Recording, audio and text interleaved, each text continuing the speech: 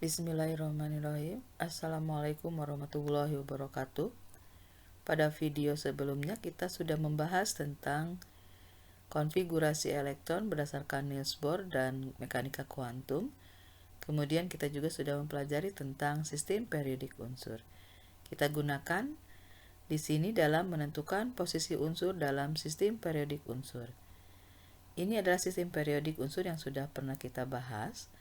Dimulai dari golongan.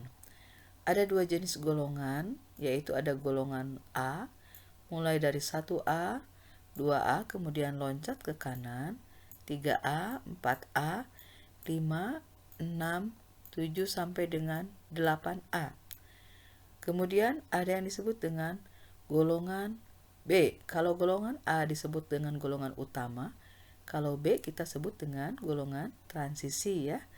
Di sini mulai dari 3B, 4, 5, 6, kemudian 7, dan 8, ini ada 3 kolom, kemudian lanjut 1B dan 2B.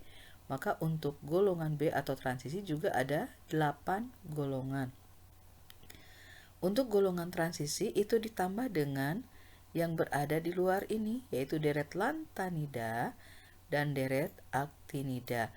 Deret lantanida itu berada pada posisi di sini, artinya dia termasuk golongan 3B dan baris ke-6 atau perioda ke-6. Sedangkan untuk aktinida itu adalah unsur yang berada di sini, berarti dia juga termasuk golongan 3B dan termasuk perioda ke-7. Jadi yang berada dalam satu baris ini kita sebut dengan istilah perioda. Dari periode 1 sampai dengan periode ke-7. Selain itu ada yang disebut juga dengan blok. Blok ini menunjukkan area-area tertentu. Ada 4 blok di sini. Yang pertama adalah blok S. Disebut blok S karena unsur-unsur di golongan 1A dengan 2A ini memiliki elektron valensi yang berada pada subkulit S. Artinya elektron terakhirnya tersimpan di subkulit S. Sedangkan blok yang kedua adalah blok P dari area 3A sampai dengan 8A. Maka di sini arti P itu berarti unsur-unsur di sini elektron valensinya terletak pada subkulit P. Nanti pada penentuan kulit valensi kita tinggal jumlahkan P dengan elektron di S-nya.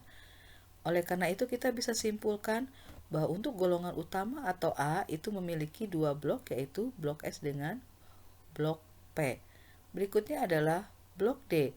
Blok D ini adalah yang berada pada area yang menjorok ini. Ini dari mulai 3B sampai dengan 2B. Berarti unsur-unsur yang ada di sini memiliki elektron terakhir pada subkulit D. Kulit valensinya kita tinggal jumlahkan saja subkulit D dengan subkulit S-nya. Kemudian satu blok lagi adalah blok F. Blok F ini adalah unsur-unsur yang berada pada deret lantanida dan deret aktinida. Artinya blok F ini juga adalah termasuk ke dalam golongan 3B. Oleh karena itu, untuk golongan transisi atau B, kita simpulkan dia berada pada 2 area, yaitu blok D dan blok F. Mari kita lihat bagaimana cara menentukan golongan dan perioda. Kita awali dengan penentuan dari blok S. Blok S itu berarti subkulit terakhir adalah S. Maka S itu memiliki elektron maksimal 2 sehingga kemungkinannya bisa hanya 2, yaitu dia bisa memiliki 1 elektron, dan ini adalah N. N itu adalah bilangan kuantum utama atau nomor kulit, sehingga nanti jenis subkulitnya bisa 1s1, 2s1, atau 3s1, dan seterusnya. Maka kalau elektron valensinya 1, kita simpulkan dia termasuk golongan 1A. Kemudian kemungkinan kedua adalah kalau S-nya maksimal 2. Maka karena ada 2 elektron valensi, dia kita simpulkan adalah golongan 2A. Blok yang berikutnya adalah blok P tadi yang berada di area kanan sistem periodik. P ini memiliki 6 elektron valensi. maksimal 6 elektron ya. Jadi kalau misalnya untuk menentukan kulit valensinya adalah dengan menjumlahkan P dengan S. Sehingga kemungkinan pertama adalah S dengan maksimal 2, kemudian P-nya 1.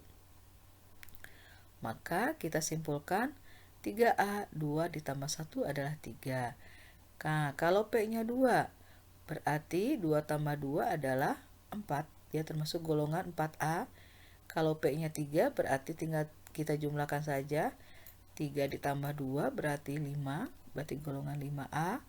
Kemudian kalau P-nya 4, berarti golongan 6A. Hati-hati menuliskan Romawi 4 dengan 6, jangan sampai tertukar ya. Kemudian yang berikutnya adalah P-nya 5, berarti 5 ditambah 2 berarti 7. Maka dia termasuk golongan 7A. Dan yang terakhir dengan jumlah maksimal S-nya 2 dan P-nya 6. Maka kalau kita jumlahkan adalah 8. Dia termasuk golongan 8A. Jadi sudah pasti kalau dia adalah blok S dengan blok P, itu adalah pasti dia golongan A atau golongan utama. Kemudian yang berikutnya adalah blok D. D itu maksimal 10 elektron. D untuk menentukan kulit valensinya dijumlahkan dengan subkulit S-nya. Maka yang pertama kemungkinannya adalah S-nya maksimal tetap, kemudian D-nya adalah 1. Di sini beda dengan blok P ya. Kalau blok P itu NS dengan ND. Jadi kalau S-nya di kulit ketiga pasti P-nya juga di kulit yang sama, kulit ketiga. Tapi kalau untuk blok D ini berdasarkan aturan dari Aufbau tingkat energinya, maka kalau misalnya di sini 4S, maka D-nya di sini ada 3D. Kalau di sini 5S, maka di sini 4D dan seterusnya. Akan berpola seperti itu. Baik, kita lanjut lagi. Untuk menentukan elektron valensinya berarti 2 ditambah 1 jumlahnya 3, sehingga dia termasuk golongan 3B. Jadi tidak mungkin dia akan menjadi A ya, karena blok D ini adalah area tempat unsur transisi atau golongan B. Kemudian yang kedua adalah kalau D-nya 2, maka 2 ditambah 2 adalah 4, berarti golongan 4B. Kalau misalnya 3, berarti 3 tambah 2 adalah 5, 5B. Kemudian kalau D-nya 4, berarti menjadi golongan 6B. Kalau misalnya D-nya 5 tambah 2, 7, berarti golongan 7B. Kemudian kalau misalnya di sini ada 6 tambah dengan 2, 8. Kemudian 7 tambah 2 adalah 9.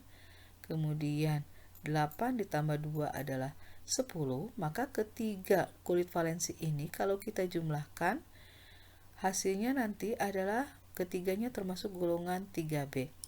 Yang ini tadi kita sudah lihat dalam sistem periodiknya berada pada golongan yang sama, ada 3 kolom.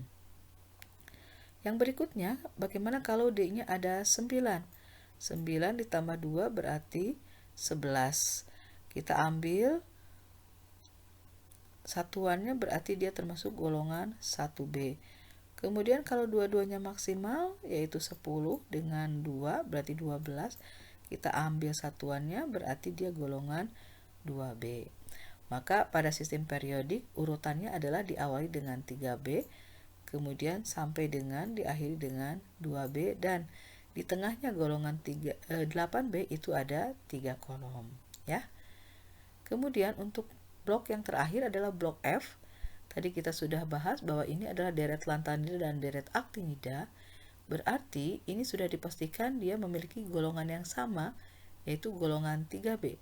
Kalian tinggal lihat saja dia termasuk blok apa, blok F kah atau blok yang lain. Kalau dia adalah blok F dengan subkulit terakhirnya elektronnya terisi di sini adalah blok F di subkulit F, maka kita simpulkan dia termasuk golongan 3B. Nah, untuk menentukan periode atau periode kita tinggal menentukan N-nya saja. Nomor kulitnya kulit keberapa? Ambil yang terbesar.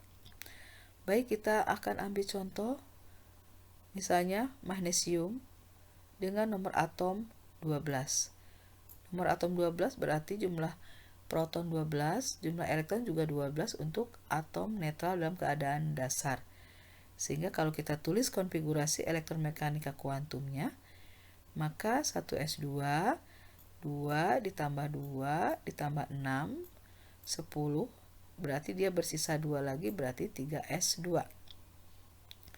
Maka kulit valensinya adalah 3s2. Elektron valensinya berapa? Berarti elektron valensinya adalah 2. Maka kita simpulkan dia adalah golongan 2A karena elektron valensinya 2 dan dia termasuk ke dalam blok S karena subkulit terakhirnya ini adalah di S. Periodenya berarti kita ambil dari nomor yang terbesar. Di sini ada 1 dan angka 2 dan angka 3. Maka 3 ini adalah sebagai periodanya. Yang berikutnya adalah Ag dengan nomor atom 47. Penulisan konfigurasi elektron kita bisa tuliskan dengan singkat. Di sini yang terdekat dengan 47 adalah 36 Kr. Jadi kita harus hafal Kr ini memiliki nomor atom 36 atau elektron 36, sehingga setelah Kr ini kelanjutannya adalah 5s. 5s kita isi maksimal adalah 2 elektron, sehingga 36 tambah 2 38. 38 berarti masih bersisa 9, maka 9 itu akan mengisi di 4D. Ya, jadi habis 5s itu akan berpola ke 4D. D maksimal 10 sehingga kita bisa mengisikan 9. 9 ditambah 2 berarti 11 ya. Maka kita simpulkan dia adalah golongan 1B.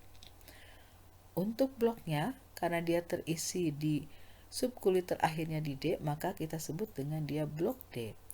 Sedangkan periodenya, di sini angka yang terbesar adalah angka 5. Ya, jadi kita ambil bukan yang terakhir tetapi yang terbesar. Maka ini adalah sebagai periode dari unsur Ag. Kita akan buktikan di dalam sistem periodiknya apakah betul posisinya. Untuk Mg adalah golongan 2A dan periode ketiga. Kemudian Ag itu adalah golongan 1B dan periode kelima.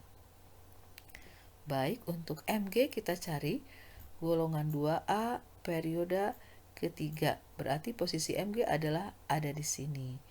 Untuk Ag itu adalah golongan 1B dan periode ke-5. Maka dia posisinya adalah di sini. Dan untuk yang Mg ini adalah termasuk ke dalam blok S. Sedangkan Ag termasuk ke dalam blok D. Ya, jadi tepat sekali jawabannya. Maka kita bisa memprediksikan posisi suatu unsur berdasarkan sistem periodik unsur. Baik, kita akan lihat latihan soalnya. Nanti kalian silahkan kerjakan di dalam buku catatan masing-masing. Ibu ambil contoh di sini adalah dengan unsur Y. Jadi lambang unsurnya kita ganti dengan lambang-lambang umum X, Y, Z, A, B, C, dan seterusnya. Jadi ini bukan lambang unsur yang sesungguhnya. Dengan nomor atom 27. Maka kamu tuliskan konfigurasi elektronnya. Yang terdekat di sini adalah Ar dengan elektron sebanyak 18. Maka kita bisa hitung 18 tambah 2, 20 bersisa 7 di D. Selalu ya polanya, habis 4S ini nomornya akan turun 1 menjadi 3D. Sehingga kulit valensinya adalah 4S2, 3D7. Elektron valensinya kamu tinggal jumlahkan, 7 tambah 2 berarti 9. Blok berapa? Berarti ini adalah elektron terakhir di subkulit D. Maka kita simpulkan dia termasuk blok D. Kemudian untuk golongan. Golongan berarti dilihat dari elektron valensi. Untuk elektron valensinya di sini adalah 9 dan dia blok D. Baik, di sini dia termasuk blok D dan elektron valensi 9. Maka kita simpulkan dia adalah termasuk golongan transisi atau B. Dan 9 kita masukkan ke dalam golongan ya. Sedangkan perioda itu berarti diambil dari angka yang terbesar. Ini adalah angka 4, sehingga kita simpulkan dia adalah perioda keempat. Baik, Ibu ambil contoh satu lagi, yaitu B dengan nomor atom 55. 55 berarti kita singkat dengan unsur golongan 8A-nya adalah Xe ya.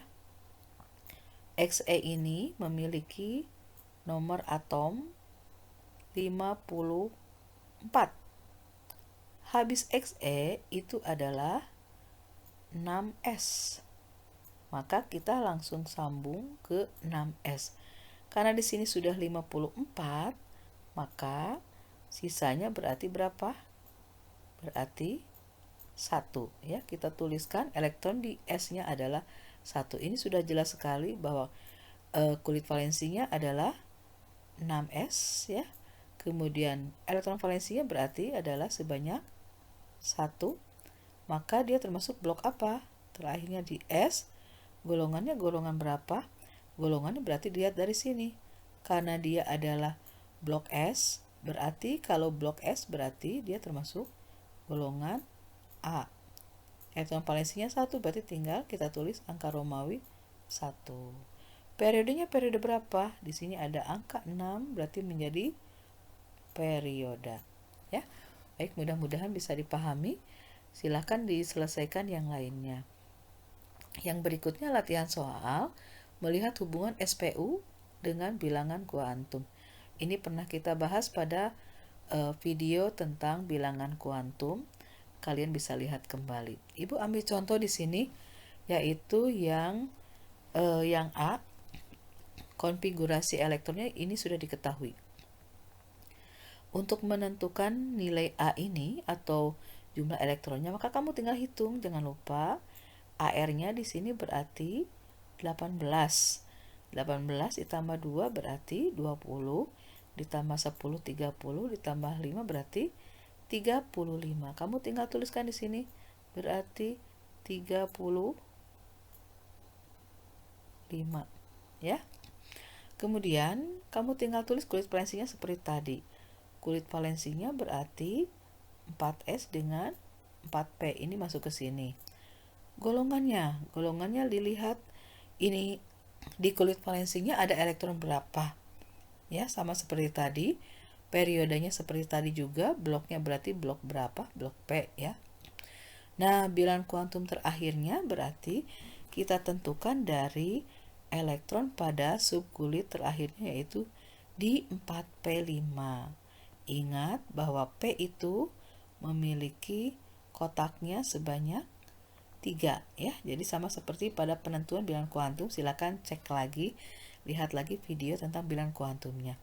Nah, kemudian pada soal yang X di sini Ibu hanya menuliskan nomor atom saja elektron, sehingga kamu bisa menentukan konfigurasi elektronnya, kemudian kulitnya, kemudian posisi unsurnya, dan bilangan di kulit yang atau subkulit terakhir. Jadi manakah posisi elektron terakhirnya? Kemudian yang B itu di sini diketahui langsung golongan, periode, dan bloknya. Berarti kalau dia golongannya adalah golongan 4B dan periodenya periode 4, kita bisa memprediksikan konfigurasi terakhirnya atau kulit valensinya.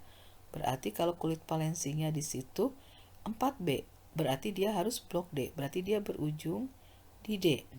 Kemudian kalau di situ D, berarti di sebelahnya ada S. Nah, karena di sini 4, maka di sini S tetap kita posisikan adalah 2, berarti sisanya adalah 2. Nah, untuk periodenya 2 tambah 2 berarti 4 kan? Nah, periodenya kan 4. Kalau periodenya 4, berarti itu adalah nomor terbesarnya adalah di S sebanyak 4. Ingat polanya adalah kalau P itu S dengan P kulitnya kan sama 4 gitu ya, 5 5. Tapi kalau S dengan D itu akan kurang 1 dibandingkan dengan S-nya nomor kulitnya. Sehingga ini adalah sebagai kulit valensinya. Kamu tinggal tuliskan di sini untuk konfigurasi elektronnya, yaitu sebanyak 4s2 misalkan ya. Kemudian dengan 3d2. Nah, sebelum 4s itu apa? Sama seperti yang A kan? Kamu tinggal tuliskan, berarti di sini adalah AR. Nah, kamu tinggal hitung lagi. AR 18 tambah 2 ditambah 2, berarti hasilnya adalah berapa? Baru untuk menentukan bilangan kuantum pada elektron terakhirnya, kamu tentukan dari sini ke sini. D itu memiliki berapa kotak? Berarti dia punya ada 5 kotak. Ya. 1, 2, 3, 4. Berarti elektronnya di situ ada 2 elektron. 1 elektron, 2 elektron. Berarti yang dimaksud dengan elektron terakhir itu adalah elektron yang di sini. Sehingga kamu bisa menentukan N-nya berapa, bisa menentukan L-nya berapa, bisa menentukan M-nya berapa, S-nya berapa, ya. Jadi kalau misalnya di sini tertulis di 3D2 kan, maka untuk nilai N-nya berapa? Berarti N-nya sebanyak 3. 3 itu diambil dari nomor kulit pada subkulit ini. Kemudian L-nya berapa? L-nya itu berarti dia adalah 2. Kenapa 2? Ini adalah karena dia adalah di subkulit D, ya. Kemudian M-nya berapa? M-nya di sini adalah negatif 1.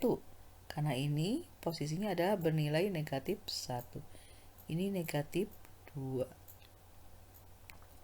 Yang ini 0, ini plus 1.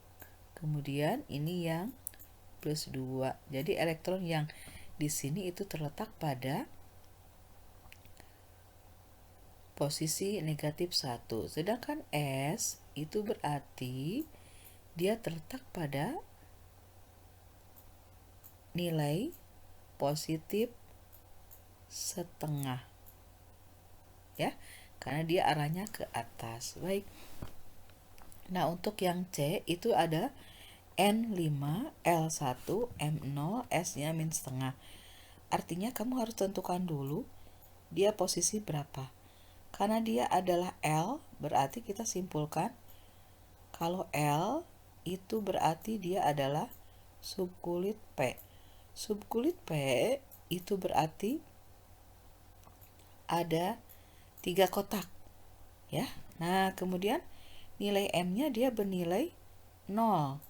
Dengan posisinya adalah negatif setengah. Berarti kalau negatif setengah itu arahnya ke bawah. Nah, ini adalah elektron terakhir dengan posisi di sini pada subkulit 5P. Kenapa 5P? Dia berada pada bilangan kuantum utamanya 5. Ini adalah subkulit terakhirnya, maka subkulit sebelumnya adalah 1, 2, 3, 4, dan 5. Ya, ini yang terakhirnya. Maka kita simpulkan ini adalah 5P5. Sehingga kamu bisa menuliskan di dalam sistem periodiknya, di dalam konfigurasi elektronnya, maaf. Jadi ini adalah terakhirnya adalah 5P5. Oke. Kamu tinggal tuliskan sebelum 5P itu apa? Sebelum 5P itu adalah 4D. Sebelum 4D itu apa? 5S. Nah, kamu isi maksimalnya. 5S-nya 2, 4D-nya 10. Nah, sebelum 5S itu adalah KR. Oke, yang lainnya silakan kamu isi, yang ini juga silakan kamu isi dulu. Dan yang ini kamu bisa tentukan, ya. Mudah-mudahan kalian bisa menyelesaikan latihan soal ini. Kalau ada kesulitan, silakan hubungi Ibu. Sampai ketemu lagi di sifat periodik unsur. Wabillahi taufiq wa hidayah. Wassalamualaikum warahmatullahi wabarakatuh.